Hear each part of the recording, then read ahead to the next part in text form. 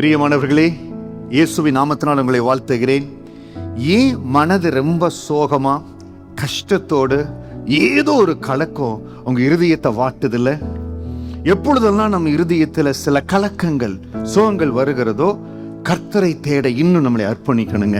இன்றைக்கும் கர்த்தருடைய பலப்படுத்துகிற ஆசீர்வாதமான வார்த்தையை 1 நாளாகமம் 16வது அதிகாரம் வசனம் 10-11 உங்களுக்கு கொண்டு வருகிறேன். அவருடைய பரிசுத்த நாமத்தை குறித்து மேன்மை பாராட்டுங்கள்.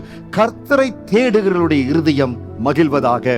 கர்த்தரையும் அவர் வல்லமையும் நாடுங்கள், அவர் சமூகத்தை நித்தமும் தேடுங்கள்.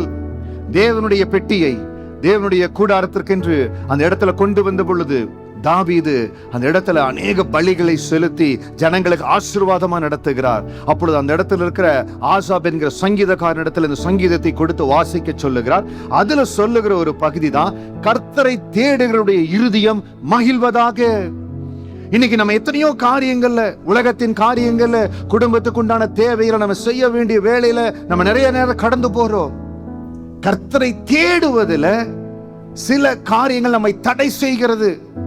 தினந்தோறும் தேவ சமூகத்தில் ஜெபிக்கணும், தினந்தோறும் வேதத்தை வாசிக்கணும். ஆமா, ஆனா ரொம்ப வேலையா இருக்குது பாஸ்டர், ரொம்ப வேலை, ரொம்ப பிரஷர், முடியறது இல்ல. ஏதோ ஒரு நாள் 2 நாள் பரவாயில்ல, ஆனா அது கூட இருக்கக்கூடாது. எப்ப நம்ம ஆண்டவரை தேடுகிற அந்த பழக்கத்தில் இருந்து ஏதோ ஒரு தடைகள் நம்மை மாற்றுகிறதோ நம்ம இருதயத்தை இருள் கவிக்கொள்ளும். அதுதான் அந்த தேவனுடைய பெட்டியை வைத்து அந்த இடத்துல தேவனுடைய கூடாரத்துல சொல்லப்படுகிறது, கர்த்தரை தேடுகிறவருடைய இருதயம் மகிழ்வதாக.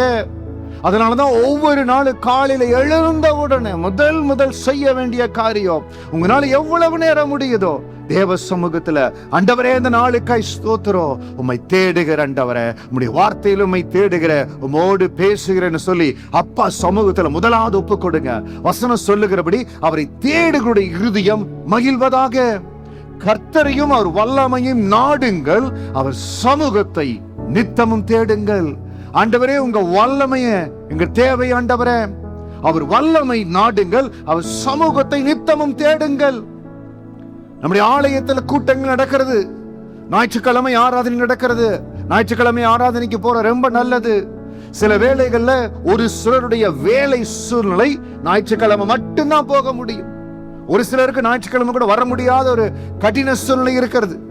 ஆனால் ஒரு வாரத்துல ஒரு நாள் மட்டும் அல்ல, ஆலயத்தில் இருக்கக்கூடியவங்க ஜெப நேரத்துல எப்பொழுதெல்லாம் முடியுதோ அவருடைய வல்லமையும் அவர் சமூகத்தை நித்தமும் தேடும்படியாய் உங்களை அர்ப்பணிங்க.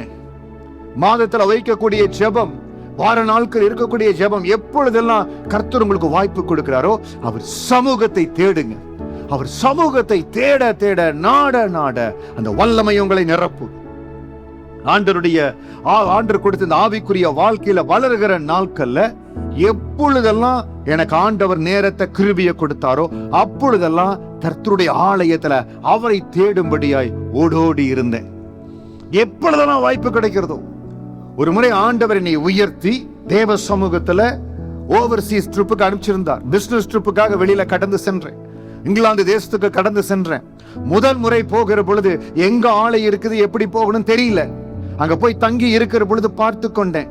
அதற்கு பிறகு ஒரு முறை 1 வாரமோ 2 வாரமோ தான் இருக்கணும், போகணும். ஐ பிளான் மை ஜேர்னி. என்னுடைய ஃபிளைட்டை நான் பிளான் பண்ணினேன். ஓவர் நைட் ஃபிளைட் பிளான் பண்றோம். அங்க போய் இறங்குறோம். நான் செக் இன் ஆகிறதுக்கு முன்னால லக்கேஜை கொண்டு போய் ஹோட்டல்ல வச்சுட்டு நேரா தேவனுடைய ஆலயத்துக்கு போய் கர்த்தரை தரிசித்து விட்டு பிறகு வேலை ஆரம்பிக்கணும். ஆண்டு பார்க்கிறாருங்க, நம்ம எந்த பிரயாசத்துல இன்னைக்கு வேலைகள் மத்தியில, ஷிஃப்ட் மத்தியிலையும் என்னால முடிந்த அளவுக்கு ஆண்டவரை தேடுவேன். கர்த்தரை தேடுகிற இருதயம் மகிழ்வதாக. இன்னைக்கு நம்மளுக்கு இருக்கிற பிஸி ஷெட்யூல்ல சில சந்தர்ப்ப சூழ்நிலைகள் ஆண்டவரை நெருங்க முடியாதபடி நம்மை தடுக்கிறது. அதை புரிந்து கொண்டு தேவ சமூகத்துக்கு போக முடியாது நம்மளை அர்ப்பணிக்கிற பொழுது அவருடைய வல்லமை நம்மை நிரப்பும். அவர் வல்லமையை நாடுங்கள், அவர் சமூகத்தை நித்தமும் தேடுங்கள். தேவனுடைய ஆலயத்துக்கு போகணும், அவர் சமூகத்தை தேடணும். அப்படி தேடுகிற, அப்படி வாஞ்சிக்கிற ஒருவருடைய வாழ்க்கையில தேவன் தம்முடைய வல்லமையை பெருக செய்வாருங்க.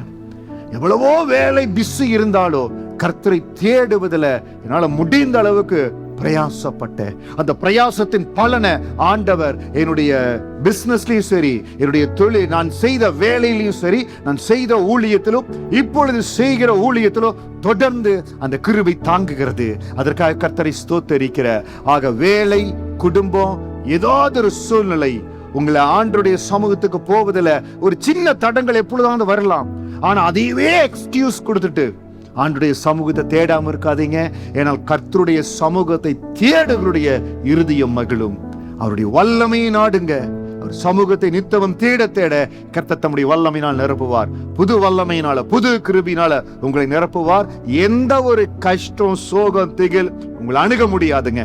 கர்த்தருடைய மனமகிழ்ச்சி உங்களை நிரப்பட்டும், உங்கள் குடும்பத்தை நிரப்பட்டும். நீங்க ஆசீர்வாதமா இருப்பீங்க. இன்றைக்கு இருப்பதை காட்டிலும் மகிமையாய் கர்த்தர் உங்களை ஆசீர்வதிப்பார். God bless you. God bless you.